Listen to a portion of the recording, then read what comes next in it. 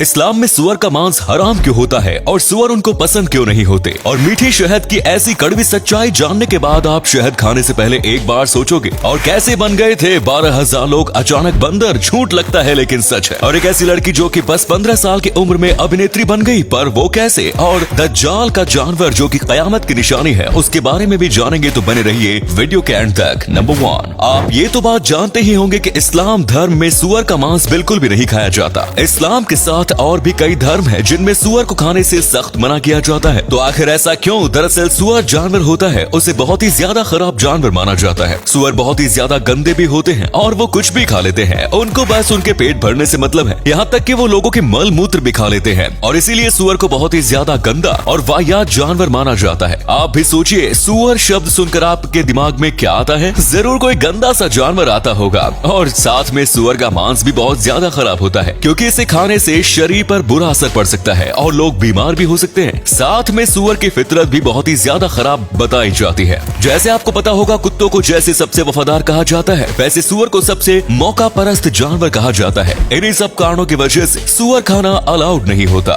Number 2, दोस्तों, मीठी शहद को तो हम सब खाना पसंद करते हैं, लेकिन इसके पीछे की ऐसी कड़वी सच्चाई है जो आप नहीं जानते होंगे। शहद बनाने के लिए लाखों मधुमक्खियों को मारा जाता है, ये बात तो आप जानते ही होंगे। यही बहुत ज्यादा खराब बात है, लेकिन इसके अलावा भी मधुमक्खियों पर काफी ज्यादा जुल्म होता है और इसके बारे में कोई बात भी नहीं करता। भले ही मधुमक्खियां छोटी होती हैं, लेकिन उनकी जिंदगी भी इम्पोर्टेंट है। 1 किलो शहद के लिए 1 मिलियन मधुमक्खियों को मार दिया जाता है। यही नहीं, साथ में मधुमक्खियों के डंक को काटा जाता है। देखो उनसे कैसे सीमन कलेक्ट किया जाता है। और शहद की जो खेती होती है, उसके लिए रानी मधुमक्खी के पंख भी काट दिए जाते हैं ताकि वो उड़ के कहीं और ना चली जाए। इसके अलावा इनको अनहाइजीनिक शुगर भी खिलाया जाता है, जिससे ये ज्यादा हनी देती है, लेकिन वो शहद सेहत के लिए बहुत ही ज्यादा खराब होता है। वाकई में एक मधुमक्खी की जिंदगी बहुत ही ज्यादा बुरी होती है, और इसे और बुरी हमने बनाया है। नंबर 3, अगर मैं आपको कहूँ कि 12,000 लोग अचानक से बंदर बन गए थे, तो आपको मुझ पर यकीन नहीं होगा, लेकिन ये बात सच है। ये चमत्कार किया था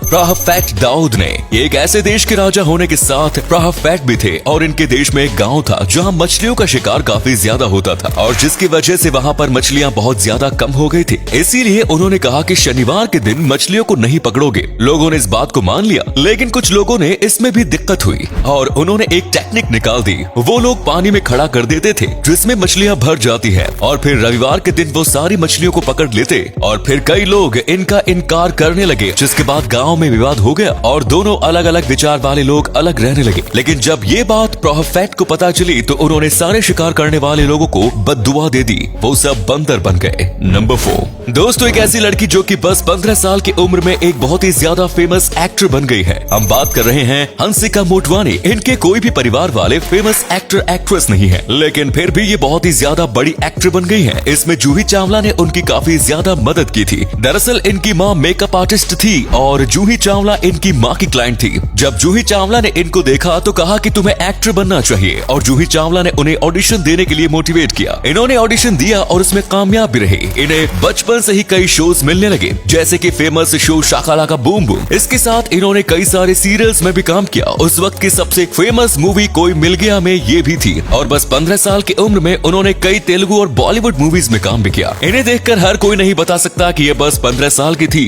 जब ये एक्टिंग कर रही थी। अब ये 30 साल की है, ये काफी ज्यादा फेमस है। नंबर 5, आपने आज तक दज्जाल का नाम तो जरूर सुना होगा। अगर आप नहीं जानते हैं तो हम आपको बताते कि इस्लाम धर्म में ऐसा माना जाता है कि दज्जाल ही होगा जो दुनिया के अंत में आएगा, यानी कि जब कयामत का दिन आएगा, तब दज्जाल दुनिया को खत्म करने आएगा, और वो इसे खत्म करने के लिए अपने एक गधे पर सवार होकर आएगा। माना जाता है कि ये गधा उड़ पाएगा और इसके एक पंख की लंबाई 40 हाथ जितनी होगी, और ये एक छलांग में मील पार कर लेगा, और ये जहाँ से भी उड़कर जाएगा वहाँ जितने भी गलत विचार और बुरे लोग होंगे वो उसके साथ जुड़ते जाएंगे। माना जाता है कि जब दज्जाल आएगा तब अच्छे लोगों को बहुत ही ज्यादा मुसीबत का सामना करना पड़ेगा, लेकिन अगर वो उसमें डट कर रह गए तो फिर अल्लाह उनको आकर बचा लेंगे। और जैसे कि हमने दज्जाल के जानवर की बात की, उससे मिलता जुलता चीज आज मौजूद है। हम बात कर रहे हैं एक एरोप्लेन की। एरोप्लेन की लंबाई बिल्कुल उतनी ही होती है जितनी दज्जाल के जानवर की। और अगले फैक्ट पर जाने से पहले इस फोटो को ध्यान से देखिए और बताइए कि आपको किस एक्टर का फोटो दिखाई दे रहा है। इससे पता लगेगा आपका दिमाग और आपकी आंखें कितनी तेज है। मिलते हैं आपको 5 सेकंड्स।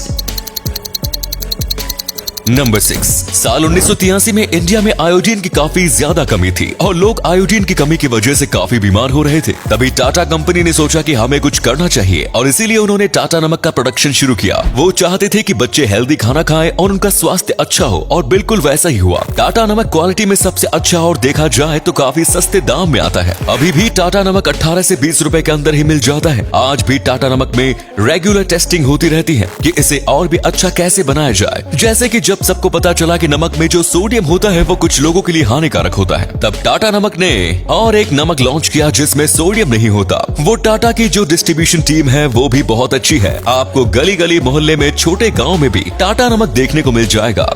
नंबर 7, खूबसूरत दिखने के लिए लोग क्या कुछ नहीं करते। आपको जानकर हैरानी होगी कि इंडोनेशिया देश की ज्यादातर लड़कियां खूबसूरत दिखने के लिए कोबरा सांप का खून पीती है। जी हाँ, यकीन नहीं होता लेकिन ये बात बिल्कुल सच है। दरअसल प्राचीन वक्त से ही माना जाता है कि कोबरा सांप का खून पीने से लोगों के चेहरे पर चमक आ जाती है। इजिप्ट की सुंदर रानियां कोबरा सांप का खून बहुत ज्यादा पीती थी, लेकिन इसका कोई साइंटिफिक प्रूफ नहीं है कि कोबरा सांप का जहर पीने से लड़कियां खूबसूरत होती हैं। आप कह सकते हो ये एक टाइप का अंधविश्वास है, लेकिन फिर भी इंडोनेशिया में ये काफी ज्यादा होता है और इसके लिए कई कोबरा सांपों को मार दिया जाता है। नंबर 8, दोस्तों जब लोग छोटे होते हैं तब वो अपने भाई बहनों के साथ लड़ा करते हैं कि माँ मेरी है, लेकिन वही जब बड़े होते हैं तो झगड़ने लगते हैं कि माँ को तू अपने पास रख, हम घर पर नहीं संभाल पा रहे हैं। लेकिन ये कहानी भी बिल्कुल वैसी ही है और दो भाई अपनी माँ को नहीं पालना चाहते थे, इसलिए उन्होंने उसे एक वृद्धाश्रम में भेज दिया और वृद्धाश्रम से कहा कि जब मेरी माँ मरने जैसी हालत में आ जाए तब कॉल करना। और बिल्कुल वैसा ही हुआ। कुछ साल बाद उसकी माँ बहुत खराब हालत में चली गई। फिर सारे परिवार वाले आए और उन्होंने कहा माँ क्या कोई आपकी आखिरी इच्छा है? माँ ने कहा वृद्धाश्रम में जो पंखा खराब है उसे ठीक करवा दे। और उस आदमी ने कहा पर इसका अब क्या मतलब हुआ, क्योंकि आप मरने वाले हो। तो उसकी माँ ने कहा कि जब तेरे बच्चे तुझे छोड़ देंगे तो तुझे तकलीफ नहीं होनी चाहिए। ये कह के उसकी माँ मर गई। ये सुनने के बाद वो आदमी जोर जोर से रोने लगा। उम्मीद है आपको आज की वीडियो पसंद आई होगी। अगर हाँ तो वीडियो को लाइक करें। इनमें से कौन सा फैक्ट आपको सबसे ज्यादा अच्छा लगा कमेंट्स में जरूर बताएं। इस तरह के और भी इंटरेस्टिंग फैक्ट वीडियोस देखते रहने के लिए चैनल को सब्सक्राइब करें। धन्यवाद।